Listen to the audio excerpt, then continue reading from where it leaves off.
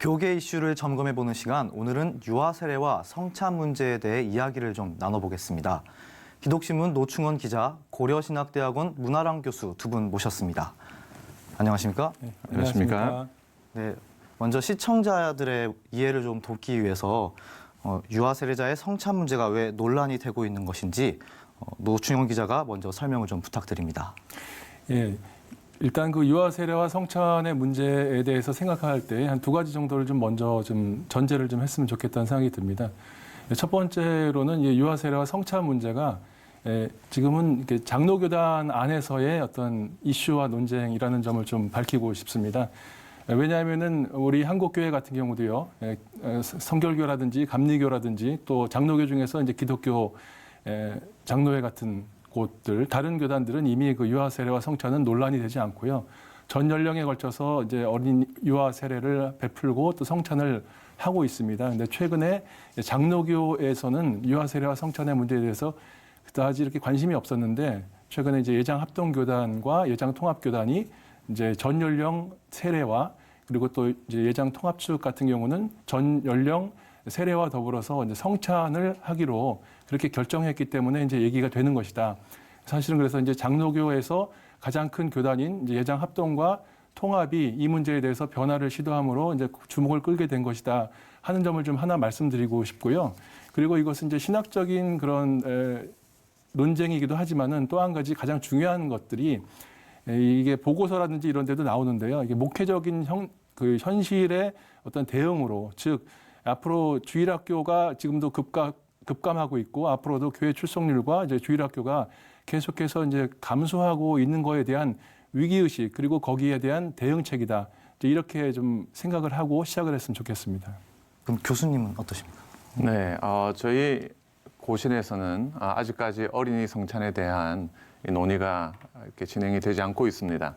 하지만 제가 2011년도에 미국의 독솔로지라는 저널에서 또 2013년도에 크리스천 에듀케이션 저널에서 이 어린이 성찬 논쟁이 어떤 신학적 포인트가 있고 또 어떤 장단점이 있는지를 밝혔던 적이 있습니다. 하지만 아직까지 그 교단의 공식적인 논의와 입장은 없는 상태입니다. 하지만 2019년 작년에 저희 총회에서 지적장애인 세례 문제가 통과가 되었습니다. 그래서 저희 교단에서는 지적장애인 분들도 세례를 받으실 수가 있습니다. 그렇다면 논리적으로 앞으로 이 어린이 세례와 성찬 문제도 제기될 가능성이 있지 않겠나라는 그런 생각을 해봅니다. 그러면 이런 규정들이 각 교단 헌법에 명시가 되어 있는 건가요? 노 기자님 좀 말씀해 주시죠. 일단 이제 예장 합동 측 교단 같은 경우에는 기존에 이제 0세 이하는 유아 세례를 베풀고 그다음에 3세부터 13세까지는 해당 규정이 없고요. 그리고 14세 이상이 되면 입교와 더불어서 세례 성찬을 참여할 수 있도록 그렇게 돼 있었고요. 그것은 통합 측도 마찬가지고 합신, 고신 다 장로교 계통들은 마찬가지였습니다. 그런데 이제 예장 합동교단이 2017년에 결정을 하고 예배 모범을 바꾸면서 기존에 2세까지였던 세례를 유아 세례를 만 6세까지로 바꾸고 그리고 7세부터 13세까지는 이제 어린이 세례를 줄 수 있도록 한 것이고요. 그리고 그 자격은 부모 한 편이 세례교인이라든지 입교인일 경우 가능한 것이죠. 근데 이제 어린이 세례를 하면서 부모가 만약에 부재 시에 요즘에 또 이렇게 또 부모님이 안 계시거나 또 조성 가정이라든지 이런 가정들도 많이 있으니까요. 그럴 경우에는 이제 당회의 허락으로 가능하도록 했고 그리고 교사라든지 이런 분들을 이제 후견인으로 세우도록 했습니다. 그리고 이제 유아 세례나 어린이 세례를 받은 자가 만 14세 이상이 됐을 때는 입교 문답하고 이제 또 성찬을 베풀도록 그 뒤에 것은 이제 조정하지 않았고요. 통합 측 같은 경우는 연령은 똑같이 이제 그 합동 측과 똑같이 그렇게 이제 정했습니다만 이제 성찬이 가능하도록 했고 현재 이제 시행세 측을 마련 중에 있습니다. 기타 이제 장로교단 같은 경우들은 종전대로 0세에서 2세까지 유아 세례 그리고 성찬 참여와 입교는 만 14세 이상 합신이나 고신이 그렇고요. 예를 들어서 이제 또 기독교 대한성결교회 같은 경우는 성찬이 허락된다고 했는데 여기를 물어보니까요. 2세 미만은 유아 세례고 15세 또 미만은 유소년 세례로 구분을 해서 진행을 하고 있다고 합니다. 그리고 이제 침례교는 물론 여기에 해당되지 않고요. 문 교수님도 좀 말씀해 주시겠습니까? 네, 저희 기장님께서 아주 세부적으로 잘 말씀을 해주셔서 몇 가지 첨언을 하자면 합동 측에서 작년에 어린이 세례가 통과되었다라는 것은 논리적으로 추론을 해보면 이 어린이 성찬 문제가 논의될 가능성이 많다고 봅니다. 앞으로 합동 측이 어떤 진행을 하는지 좀 저희들이 흥미 있게 관전을 해볼 필요가 있을 것 같고요. 그리고 통합 측에서는 3년 전 총회에서 어린이 성찬이 통과가 되었고요. 그리고 작년 12월에 헌법 수정까지 거쳐서 공포가 되었습니다. 하지만 아직 예전 예식서에서는 어린이 성찬에 대한 세부적인 지침이 기재가 되지 않고 있습니다. 그리고 감리교의 경우에는요, 감리교 교단에서는 새 예배서라는 예배서를 가지고 있습니다. 하지만 새 예배서 안에서는 어린이 성찬에 대한 이야기는 나오지 않고 있습니다. 하지만 감리교에서는 어린이 세례를 찬성하고 있기 때문에 새 예배서의 정신은 어린이 성찬도 허락한다라고 보아야 하는 것이 옳지 않나 생각이 듭니다. 하지만 감리교 안에서는 개 교회별로 어린이 성찬을 허락하지 않는 교회도 있는 것으로 알고 있습니다. 합동 측 얘기를 조금 첨언을 하자면은 일단 그 어린이 세례의 연령을 확대하는 것에 대해서는 수년 동안 헌의를 했었으나 이제 최근에 이제 됐었고요. 그러면서 이번에 그 2017년에 통과를 하면서는 성찬은 이제 하지 않는다라고 일단 못은 박았습니다만 이제 교수님 말씀처럼 언젠가 혹시 또 이렇게 논리적으로 봤을 때 논의가 되지 않을까 하는 그런 생각은 있습니다. 그러나 이제 그 저희가 세례는 허락하고 그리고 또 성찬은 반대한 이유가 사실은 이제 칼빈의 지도를 따른다 이런 거였거든요. 칼빈이 어린이 세례에 대해서는 권장을 했지만은 그러나 성찬에 대해서는 이제 분명하게 이제 반대하는 입장이었기 때문에 과연 우리가 이제 언제 다시 합동 측 같은 경우에 그런 논의가 있을지는 좀 뭐 주목해 봐야 될 것 같습니다. 네. 그러면은 교회의 역사나 전통에서는 이런 것들이 어떻게 나타나고 있는지도 좀 궁금합니다. 사실 그런 내용들을 정확히 파악하기는 어려운데 교수님 어떻습니까? 네, 사실 이 신약 성경을 보면 유아 성찬과 관련된 명확한 기록은 적혀 있지 않습니다. 하지만 사도행전 16장을 비롯한 몇몇 본문을 보면 가족 세례 공식, 이 오이코스 포뮬라라는 것이 등장합니다. 이건 뭐냐면 한 가족이 회심하고 또 세례를 받을 때 그 안에 아이들도 포함되어 있었을 것이라고 하는 그런 내용입니다. 그래서 대표적인 주창자로는 신약학자인 요아킴 에레미야스 같은 사람들이 있습니다. 하지만 1, 2세기 문헌에는 어린이 성찬에 대한 기록이 전혀 없습니다. 하지만 역사적으로 봤을 때 동방정교에서는 어린이에게 성찬을 허락하는 것이 지금까지 전통으로 내려오고 있습니다. 정교에서는 유아 성찬 그리고 입교, 첫 성찬이 한 가지 예식으로 이렇게 올인원 예식으로 내려오고 있는데요. 하지만 서방 전통을 보았을 때는 251년에 키프리안의 문서가 배교자들에 대하여라는 문서가 있는데 여기서 유아 성찬의 첫 기록이 등장하고 있습니다. 키프리안의 이 문헌을 보면요, 당시에 학자들이 여러 가지 견해가 있는데 첫 번째로는 키프리안 당시에 유아 성찬이 널리 퍼져 있었다라고 하는 입장이 있고요. 그리고 두 번째는 유아 성찬이 있긴 했지만 어린이들이 성숙하기 전까지는 참여하지 못했을 것이라는 입장이 있고요.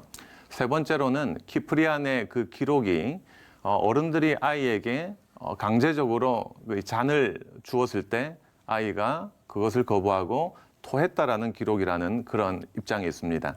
같은 사료를 가지고도 입장이 다른 것이죠. 그리고 150년경 후 5세기에 유아 성찬이 널리 퍼지게 되었다고 역사학자들이 보고 있습니다. 그래서 어거스틴의 기록을 보면 설교집이나 또 어거스틴의 신학적인 글들을 속에서 유아 성찬에 대한 기록들이 나오고 있습니다. 하지만 이 150년간 유아 성찬에 대한 기록이 없다라는 것은 유아 성찬을 조금 약화시키는 그런 것이라 볼 수 있죠. 그리고 585년에 마콘 공의회 그리고 675년 톨레도 공의회에서 유아 성찬을 가결하고 또 재확인했다라고 하는 기록들이 있습니다. 이렇게 유아 성찬은 점점 퍼져나가다가 1215년 제4차 라테란 공의회에서 금지되게 됩니다. 그 이후에 종교개혁자들의 전통은 유아 성찬을 반대하는 것으로 나아갔습니다. 아까 우리 기자님께서 켈빈 이야기도 잘 해주셨는데요. 하지만 종교 개혁자들 가운데 미수큘로스라는 사람이 유일하게 유아 성찬을 찬성했던 사람입니다. 그리고 종교 개혁가들 가운데 보헤미아의 개혁자였던 후스가 유아 성찬을 찬성을 했죠. 하지만 1970년대까지 유아 성찬은 개혁주의 전통과 장로교회 전통에서 반대되어져 왔습니다. 하지만 이 1970년대 이후에 많은 학문들이 발전하게 됩니다. 특별히 교육학이나 발달 심리학이 발전하면서 아이들이 어떻게 학습하고 아이들의 종교적인 능력이 어떠하며 하나님의 개념이 연령의 발달에 따라서 어떻게 달라지는가를 연구하게 되었습니다.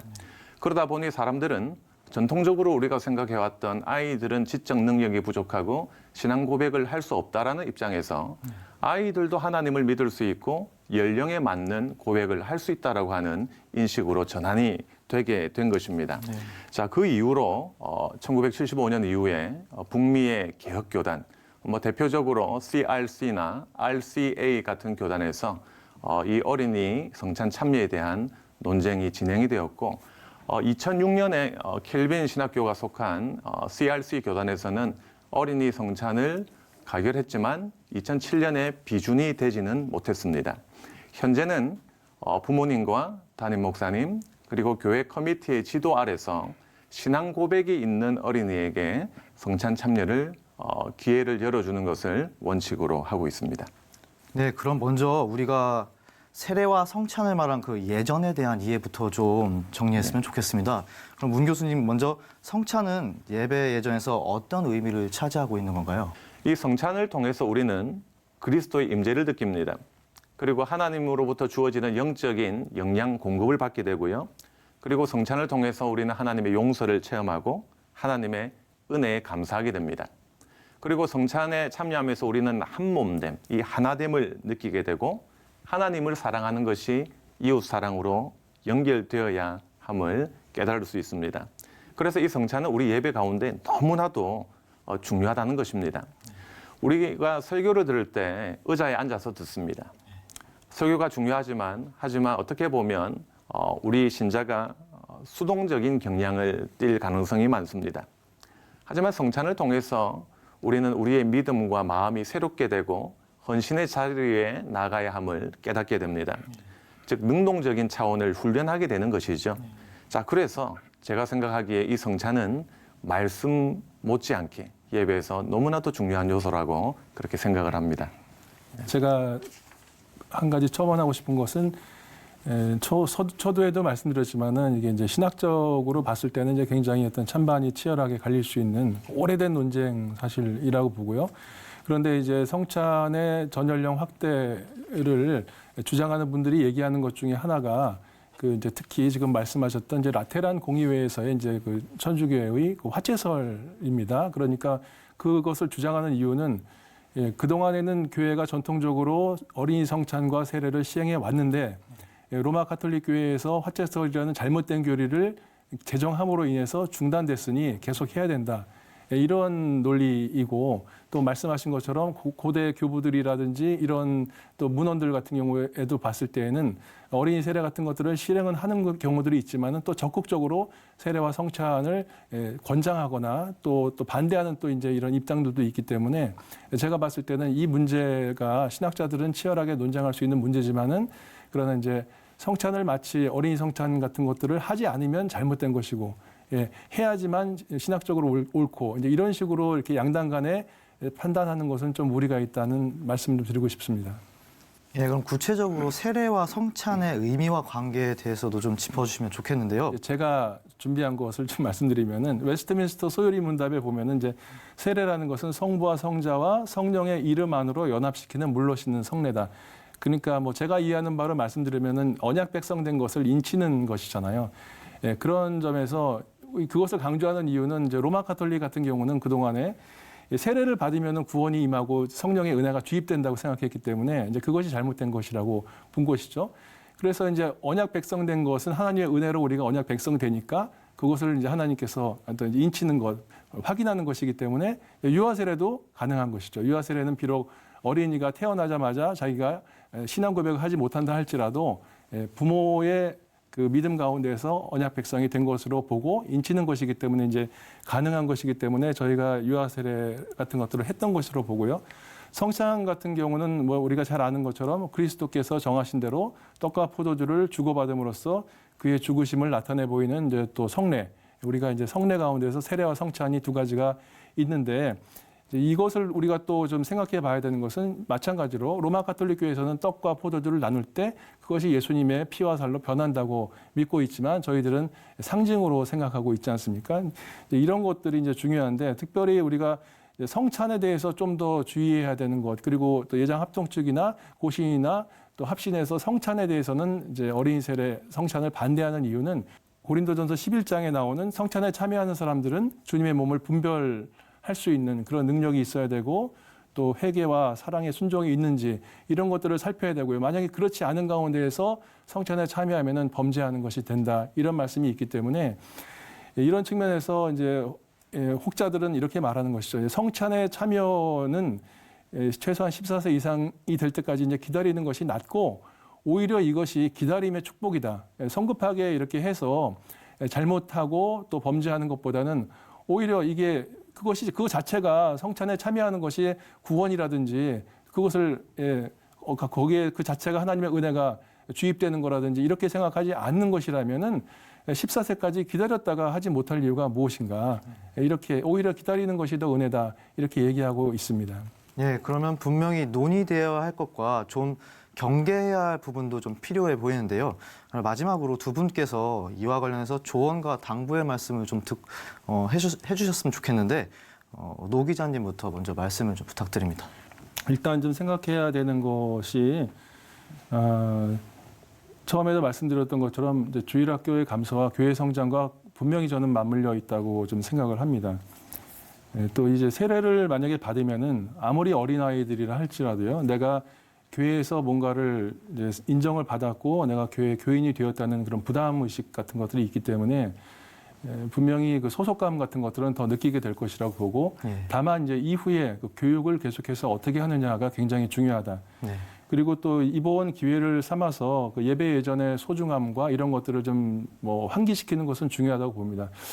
우리나라 지금 출산율이 0.98명이라고 그러잖아요. 세계 최저 수준이라고 하고 앞으로도 더 떨어질 가능성이 있고 또 최근에 젊은 사람들 같은 경우는 이제 교회에서 직분 받는 거 싫어하고 예, 또 아이들에게 유아 세례 받게 하는 것도 이제 부담을 느낀다고 합니다. 그런데 앞으로 이제 인구 절벽 현상도 일어나면서 그 가정의 다양한 현상이 일어나면서 예, 이제 한부모 가정이라든지 또는 뭐 여러 가지 예, 또 뭐 편모 가정이라든지 이런 가정들이 늘어나면서 앞으로 부모나 할아버지 할머니가 아이를 데리고 와서 교회에 와서 세례를 받게 할 수 있는 그런 그 빈도는 분명히 줄어들 것이고 이것은 이미 그 유럽 교회들에서 이미 밟았던 전철입니다. 이제 그런 측면에서 이제 이런 세례와 성찬 그리고 또 예배 이전의 회복에 대해서 다시 한번 좀 생각해 보는 것은 필요하다고 보는데 그러나 이제 저 같은 경우는 이것이 과연 그러나 한 가지 방법은 될 수 있겠지만은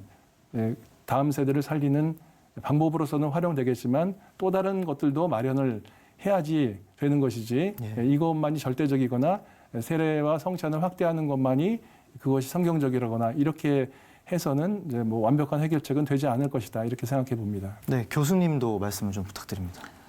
네, 고린도전서 10장 23절에 이런 구절이 있죠. 모든 것이 가하나 모든 것이 유익한 것은 아니요. 모든 것이 가하나 모든 것이 덕을 세우는 것은 아니다라는 그런 말씀이 있습니다. 사실 이 예배 예전이라는 것이 참으로 민감한 것입니다. 너무나도 많은 견해들이 있습니다. 각자 어떤 것이 바른 예배인가라는 생각들이 다릅니다. 그래서 많은 신학적 논쟁이 있어 왔고 또 교회와 교단의 분열을 그렇게 이어왔습니다. 심지어는 종교개혁을 함께 이끌었던 즈빙글리와 마틴 루터도 그들의 연합을 위해서 함께 모였던 마부르그 회담에서 성찬론이 일치가 되지 않아서 굉장히 다투었던 적이 있습니다. 그래서 연장자였던 그 마틴 루터가 즈빙글리에게 했던 말이 아주 걸작입니다. 당신과 나는 영이 다르다 이런 이야기를 했습니다. 그런데 사실 이런 일들이 참 이 교계에서 비일비재합니다. 특별히 신학적 입장이 견고할수록 다른 견해를 개진하는 사람들을 비난하고 비판하는 그런 성향들이 있죠. 그래서 감정적 대립으로 가기가 쉽습니다. 그래서 현재의 예배 현실을 에모리 대학교에서 설교학을 가르치는 토마스 롱이라는 교수가 월십 워다, 예배 전쟁이다 이렇게 이야기를 했습니다. 그런데 북미 개혁교단에서 1975년 이후로 지금까지 어린이 성찬 문제를 연구하는 모습을 보니까 참 우리가 주목할 부분이 있었습니다. 그것은 이렇게 첨예한 신학적 논쟁 속에서도 그 어느 누구도 서로가 서로를 고소하거나 고발하지 않고 아주 은혜 가운데 정말로 서로가 서로를 존중하면서 논쟁을 이어왔다라는 것입니다. 이 예배의 문제에 있어서는 우리가 상대방을 존중하고 그리고 드리려고 하는 자세가 있어야 할 것 같습니다. 아무리 좋은 예정과 예식이 있다 할지라도 그것을 용납하지 못하는 목회자와 회중이 많다면 그것은 시행하지 않은 것이 덕이 될 수가 있을 겁니다. 문제는 변화의 속도입니다. 나의 생각을 공유하고 또 함께하는 사람들이 많아지느냐 또 없느냐가 그 판단의 중요한 요소가 될 겁니다. 그래서 저는 그렇게 생각합니다. 이 어린이 신학에 대한 문제, 어린이 성찬에 대한 문제는 너무나도 첨예하기 때문에 한 분과나 어떤 특정한 사람들만의 논의가 되어서는 곤란하다라는 생각입니다. 그래서 성경신학자, 조직신학자, 역사신학자, 교육학자, 현장의 목회자, 다양한 사람들이 간학문적인 연구를 통해서 보다 세밀하게 접근해야 하지 않겠나라는 그런 생각을 하게 됩니다. 시간은 좀 많이 갔지만 현장에서 이제 통합측 같은 경우도 지금 시행세칙을 만들고 있지만 어린이들 같은 경우에 그 포도주 대신에 포도즙을 뭐 이렇게 찍어서 준다든지 빵에 그리고 또 성찬에 참여하지 못하는 어린이들에게는 과자나 초콜릿을 준다든지 이런 것들이 자칫 잘못하면은 물론 뭐 오랜 교회 전통이 있으니까 잘 해결하라고는 보지만은 자칫 잘못하면은 이제 예식의 의미를 좀 소홀하게 여길 수 있는 우려도 있기 때문에 좀 민감하게 잘 해야 된다고 생각하고 앞으로 이제 세례와 성찬 참여자들을 공동의회에 참석시킬 것인지 그리고 또 교단마다 다르기 때문에 이쪽 교단에서는 어린이 세례와 성찬을 받은 그런 어린이들이 교회를 옮길 경우에는 어떻게 할 것인지 뭐 이런 것들에 대해서도 앞으로 고민해야 될 것이라고 생각합니다. 예, 때로는 지역적인 문제를 넘어 거시적인 안목이 필요할 때도 있고 또 사소한 문제가 큰 차이를 만들 수도 있는데요. 부디 건강한 신학적 논의로 믿음의 본질에 한 발 더 다가갈 수 있기를 기도합니다. 고려신학대학원 문화랑 교수, 기독신문 노충원 기자와 이야기 나눴습니다.